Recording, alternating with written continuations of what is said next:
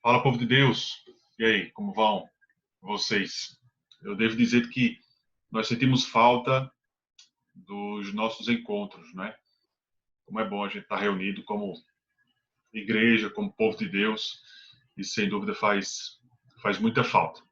Inicialmente, eu quero pedir um pouco de paciência a vocês aqui, porque a minha habilidade com o material utilizado aqui, com o aplicativo, estou usando o meu celular como webcam, talvez possa dar um delay, ou seja, um atraso pequeno aí na sua visualização. Seja um pouco mais paciente, porque eu não sou tão habilidoso com essas técnicas modernas, tá? Mas o meu coração está muito feliz aqui por estar preparando, ministrando uma aula para você sobre um tema extremamente importante, tá? Vamos fazer logo uma oração, pedindo que Deus nos abençoe, que seja um estudo proveitoso, tá? Ó Deus, te rogamos, Senhor, por esse estudo, mas antes te damos graças, Senhor, por todas as bênçãos que o Senhor tem derramado em nossas vidas, pelos livramentos, pela proteção, pelo pão, pela saúde que o Senhor tem nos dado, pelas inúmeras bênçãos. Acima de tudo, Senhor, porque nós conhecemos a Ti. Os nossos olhos foram abertos. Nós te agradecemos, Senhor, porque o Senhor nos tirou de um poço de perdição. Ó Deus, te rogamos por esta aula, que seja uma bênção na vida de todos aqueles que estarão estudando, dedicando agora alguns minutos para o estudo da palavra de Deus. Fala aos nossos corações, meu Pai. Abençoa a nossa igreja, nosso pastor, nossos dirigentes, todos os irmãos que estão enfermos. Abençoa-nos, Deus, para que o Senhor nos livre de todo mal, bem como desta doença. Te pedimos, Senhor, que o Senhor possa contemplar os irmãos desempregados, aqueles que têm passado dificuldade financeira, que a tua mão, o teu socorro se faça presente sobre a vida deles. A oração que te fazemos, Senhor, pelo Brasil, pelo mundo, em nome do teu filho Jesus. Amém. Então, meus irmãos, vamos lá. Como alguns já sabem, devido a esse momento que nos encontramos, nós estamos fazendo uma espécie de revezamento entre os professores da sala Ebenezer com os professores da sala Mocidade. E a Mocidade, em especial, está estudando um livro muito bom, esse aqui, ó, tá? O Sermão do Monte, de D.A. Carson. Ele vai fazer uma análise comentada, né, devocional, com base nos 3 capítulos do Evangelho de Mateus. Que 3 capítulos são esses? Capítulos 5, 6 e 7. E é muito bom, tá? Se você puder adquira esse livro. É um livraço, vale muito a pena, é uma benção. E os professores da mocidade que estudam esse livro, a sala toda, obviamente, mas em especial os professores, eles têm outras fontes de recursos também, tá? Por exemplo, vou citar 2 livros aqui, dentre outros que a gente utiliza. Um é esse aqui, ó, do J.C. Riley, Meditações no Evangelho de Mateus, muito bom também.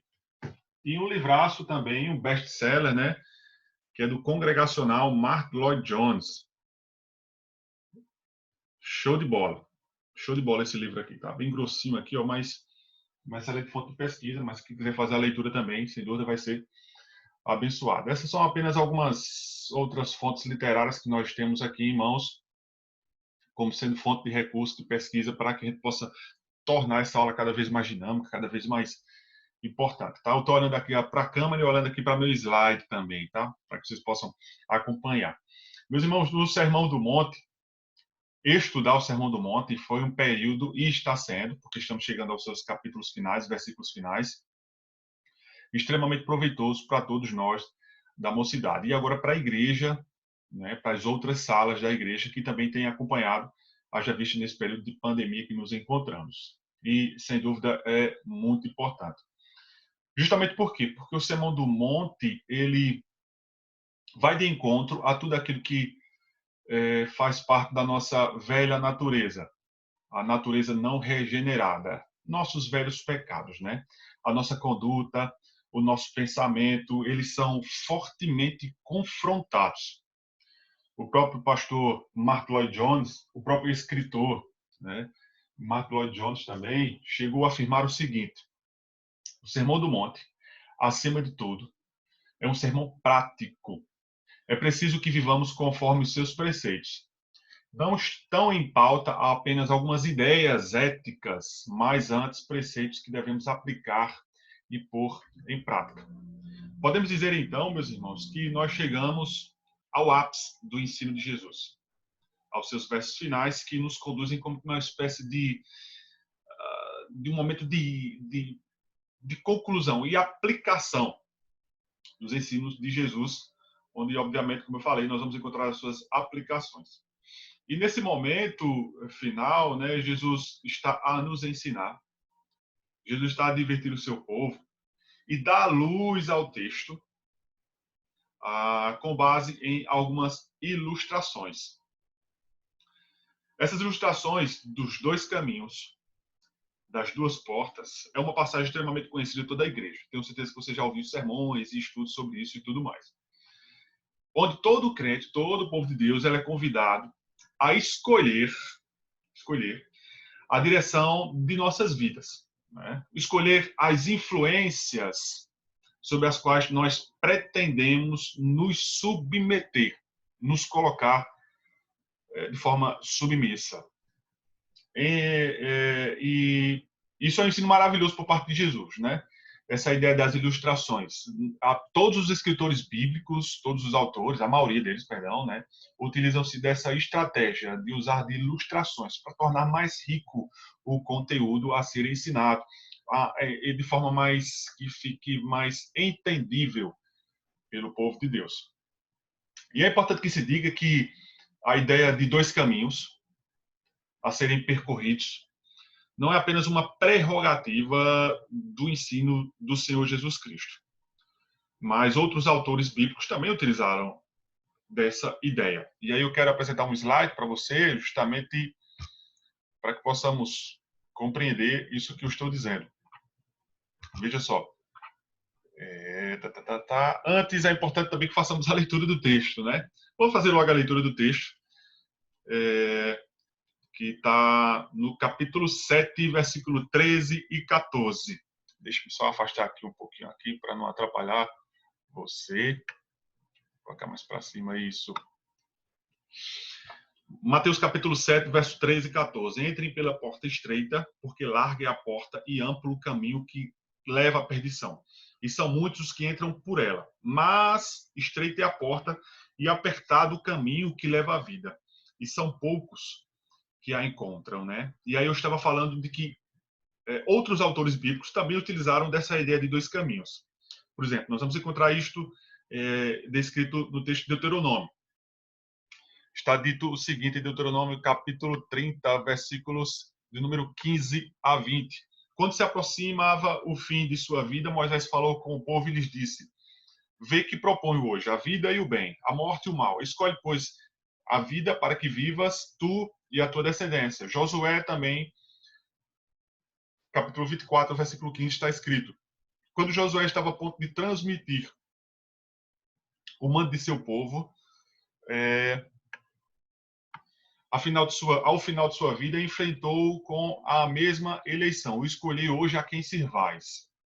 Jeremias capítulo 21, versículo 8, o profeta também nos disse: ouviu a voz de Deus que lhe dizia: a este povo dirás, assim diz o Senhor, eis que ponho diante de vós o caminho da vida e da morte. Portanto, nós encontramos aqui que outros autores bíblicos também utilizaram dessa ideia de dois caminhos, de duas trilhas a serem percorridas, de duas portas acessíveis, né, das quais nós temos que tomar uma decisão. E aí, que conclusões? Né? O que é que nós podemos extrair de importante no ensino de Jesus, em especial nesses dois versos apenas? Dentre muitas outras coisas, nós vamos fazer algumas aplicações. Nós extraímos algumas lições preciosas, né? Em primeiro lugar, meus irmãos, nós devemos dizer que o caminho de Deus, ele não é espaçoso, como muitos pensam, mas é um caminho limitado, é um caminho apertado e, como vimos, é um caminho estreito, né? Por quê? Convenhamos, vamos nos lembrar do que está escrito nos primeiros textos, nos primeiros versos lá do Sermão do Monte, aquilo que chamamos de bem-aventuranças. Pobreza de espírito é coisa fácil? Obviamente que não. Ser um pacificador no mundo em que vivemos, onde somos ensinados a ganhar, a conquistar e, se possível, derrubar os outros, É coisa fácil? Obviamente que não.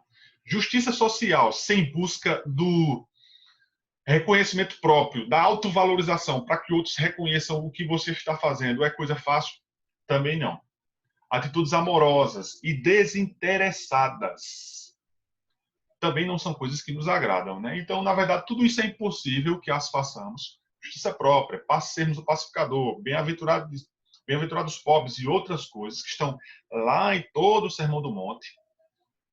Amar o teu inimigo e todas essas coisas não são coisas fáceis de serem cumpridas sem que não haja a participação da graça de Deus. Ou seja, Deus é quem nos ajuda a fazer todas estas coisas, né?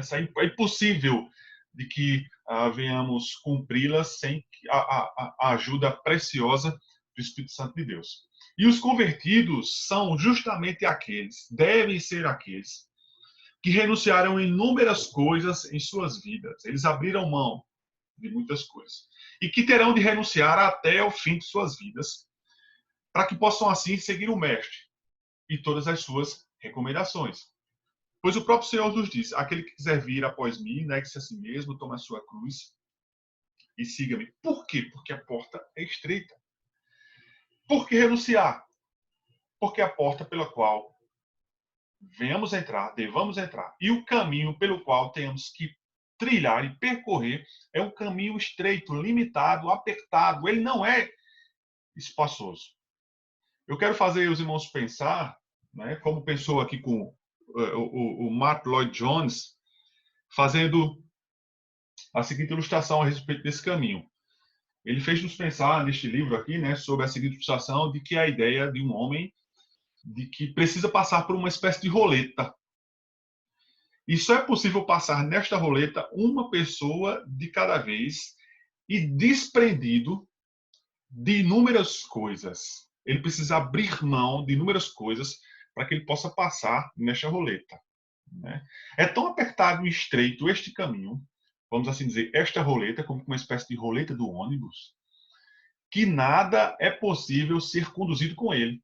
Ele tem que deixar para trás tudo isso para que ele possa adentrar e passar nessa roleta. Com outras palavras, meus irmãos, precisamos deixar antes da roleta, ou seja, precisamos deixar antes da porta estreita, para que possamos percorrer o caminho difícil e apertado, todas as coisas que pertencem à nossa velha natureza.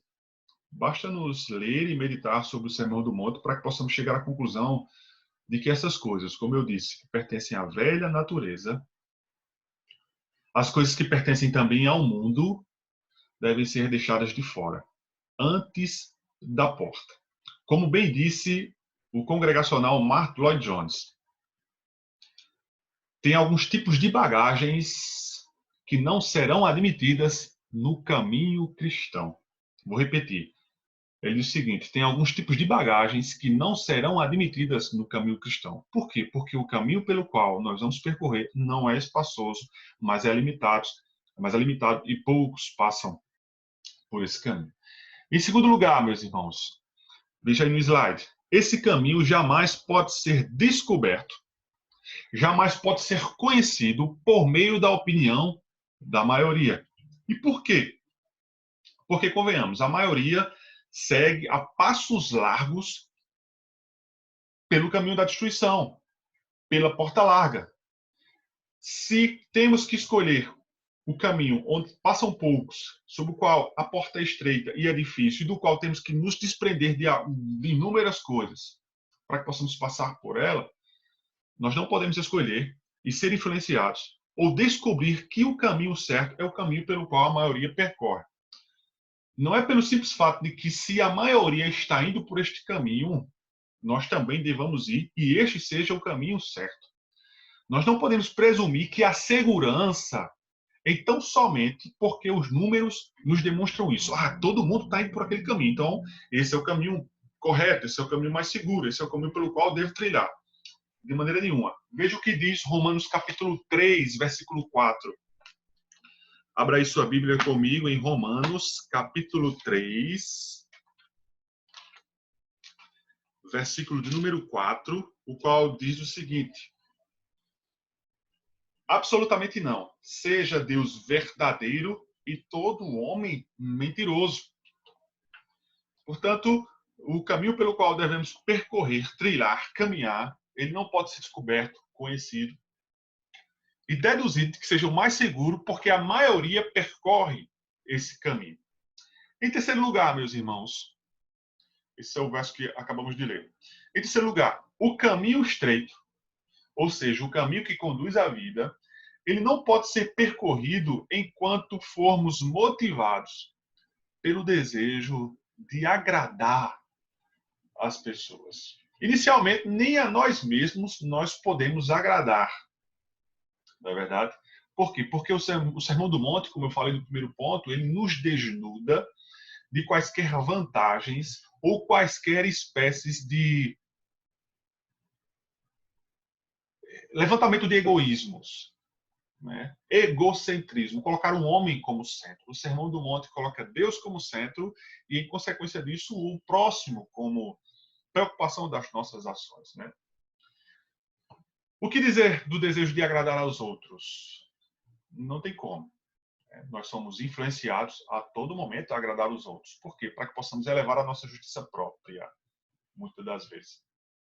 A porta estreita, meus irmãos, e o caminho estreito é um caminho tremendamente solitário. Não é um caminho da maioria e jamais será um caminho da maioria. Veja o que o D.A. Carson disse a esse respeito.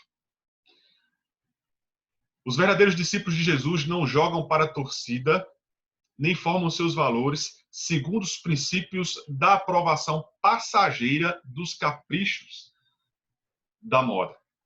O Sermão do Monte, meu irmão, nos ensina que o que realmente nos importa é a aprovação de Deus e não a aprovação dos homens. E quase todo o Sermão do Monte, o Senhor Jesus está a reprovar a atitude dos religiosos daquela época, que não buscavam outra coisa senão a aprovação, o reconhecimento dos homens. Você lembra disso? Também me lembro de uma outra passagem. Quero fazer uma ponte com uma outra passagem. E esta passagem está em 1 Samuel, capítulo 13. Depois você vai ler. 1 Samuel, capítulo 13. Onde o texto trata da guerra entre o povo de Deus, os israelitas, e os filisteus. O povo de Deus liderado por Saul contra os filisteus, né? A situação era extremamente crítica para o povo de Deus. Tremendamente difícil, pois eles estavam numa fração menor, um número infinitamente menor, em comparação aos soldados dos filisteus. Eles estavam desarmados, né? Restava apenas 2 espadas, uma espada para Saul e para seu filho Jonatas, né? Que estavam ali também para lutar contra os filisteus. Porém, é importante que se diga que o favor de Deus era sempre com seu povo em todas as batalhas, em todos os conflitos que precisavam ser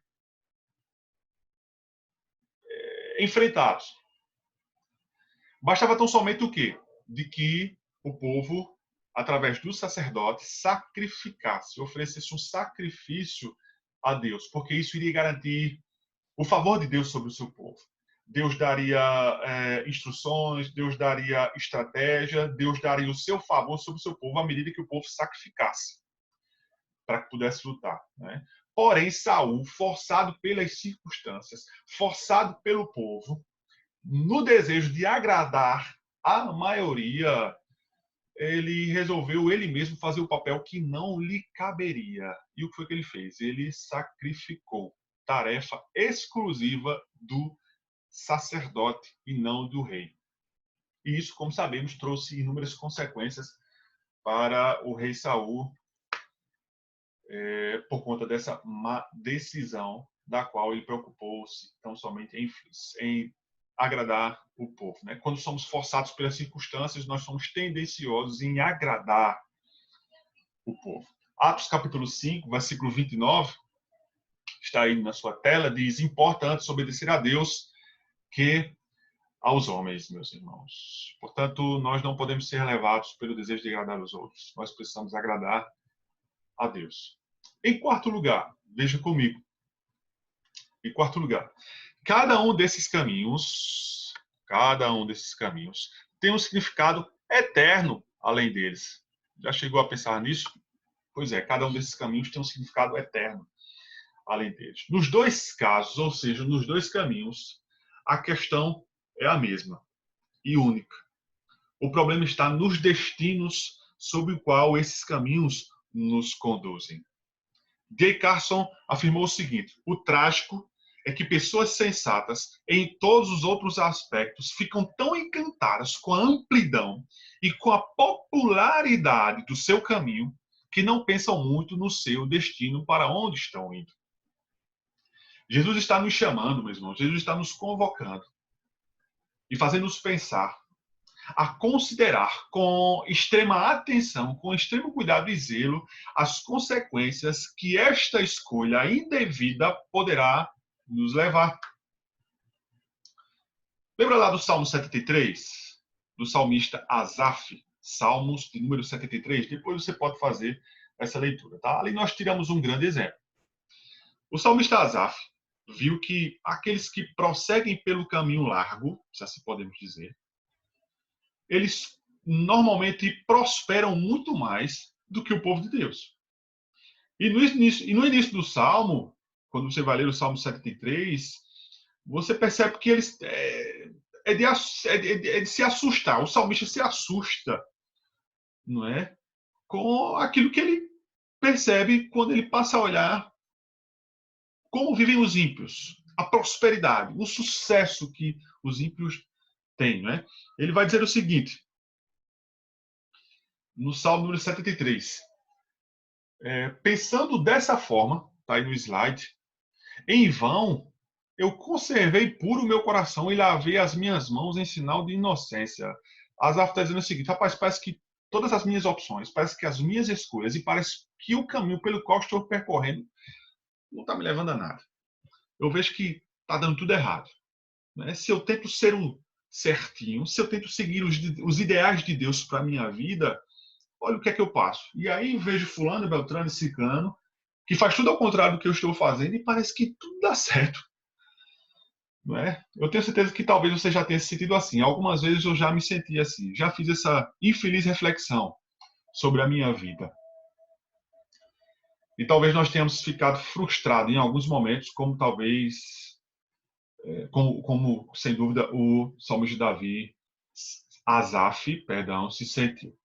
Mas veja o que ele diz nos versos 16, 17 e verso de número 24, após refletir sobre o destino final desses indivíduos. Olha o que ele diz. Vamos lá, slide, me ajuda aí.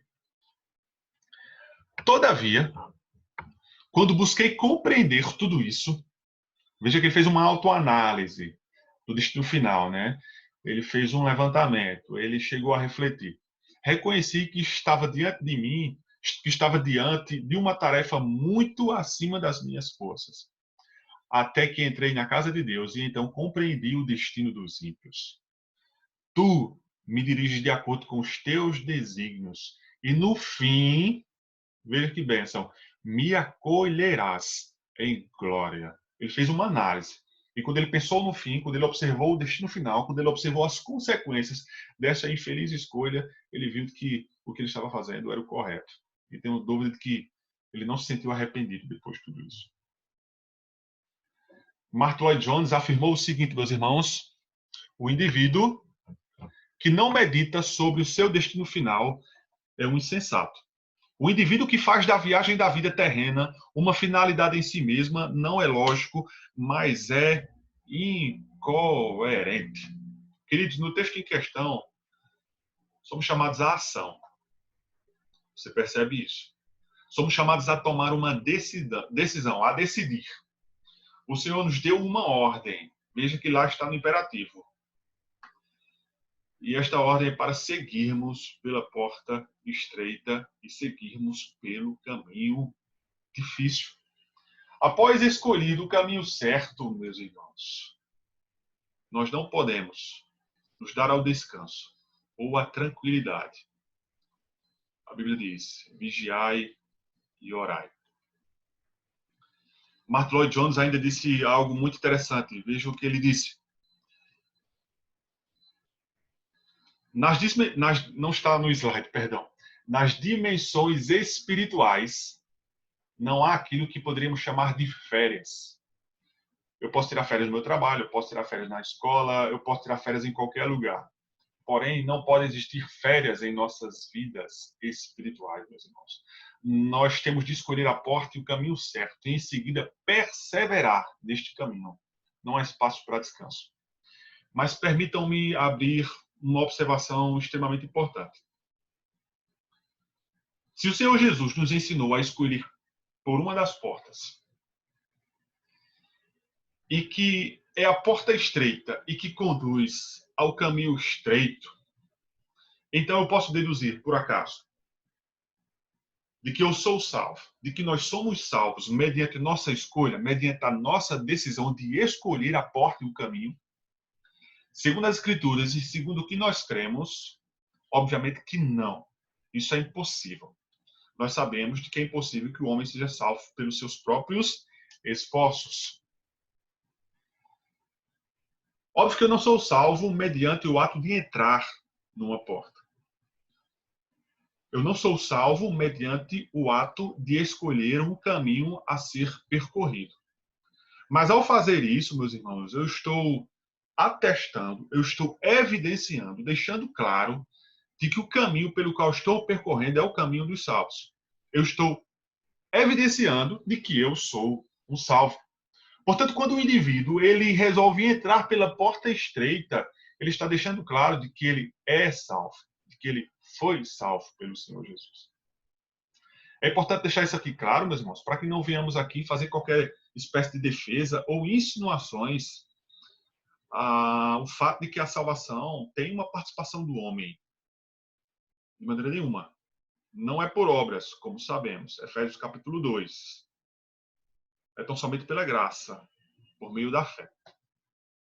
A salvação ela é estritamente divina.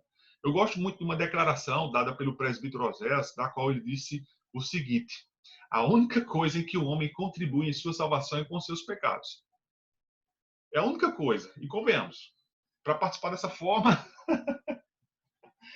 é por isso que é por graça. A salvação é por graça, meus irmãos. Portanto, o fato de eu escolher, o fato de eu estar tomando uma decisão, eu estou apenas evidenciando, deixando claro, atestando de que eu sou um salvo. Eu estou escolhendo o caminho certo. Para encerrar, meus irmãos, eu quero lhe dar aqui algumas razões, entre muitas outras, para que você possa seguir neste caminho. Antes, há uma citação muito interessante do J.C. Ryle, né, nesse comentário aqui que eu apresentei para vocês.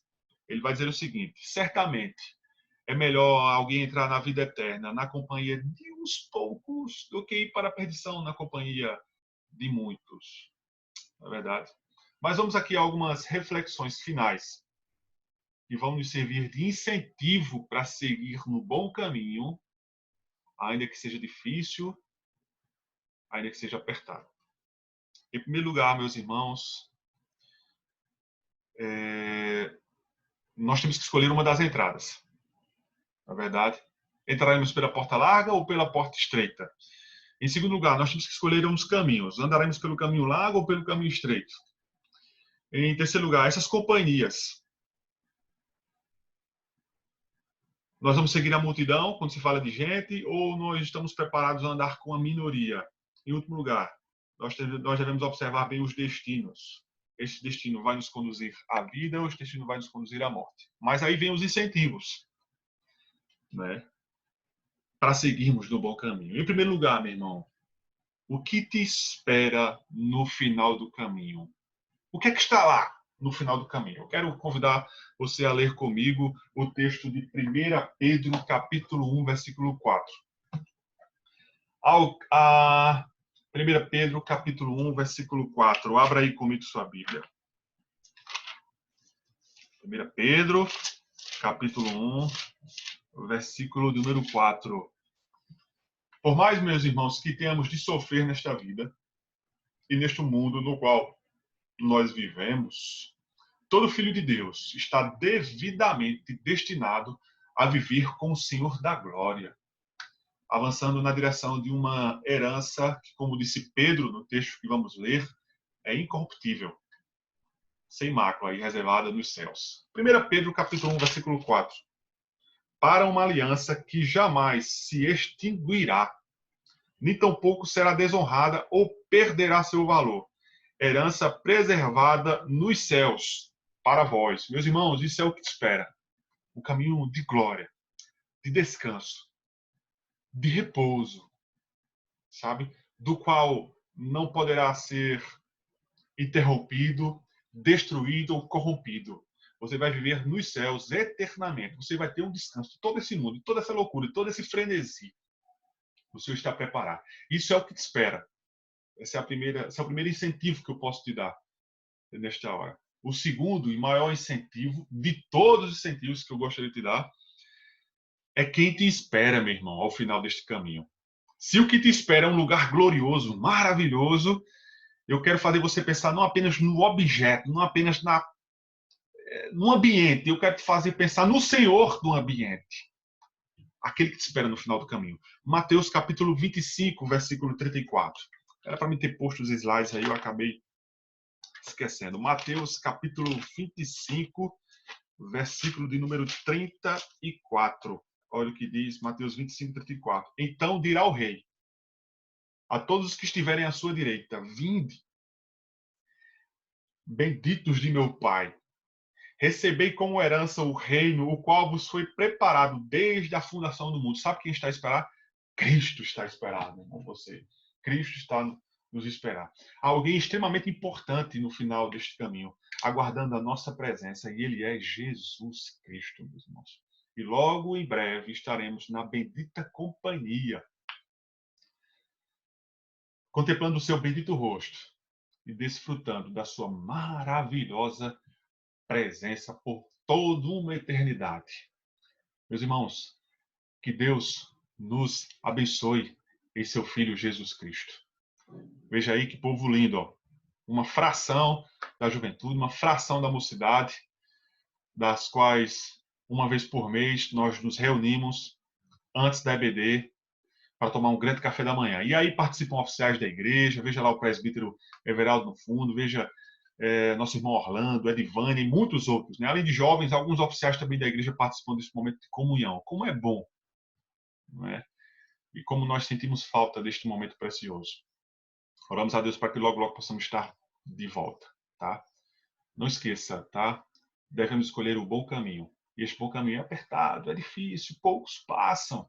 Temos que nos desprender de muita coisa, mas é o bom caminho. Porque este é o lugar de descanso para nós. E porque o Senhor da glória está a nos aguardar ao final deste caminho. Que Deus nos abençoe, meus irmãos, em seu Filho, Jesus Cristo. Permitam-me aqui apenas pausar a aula, tá?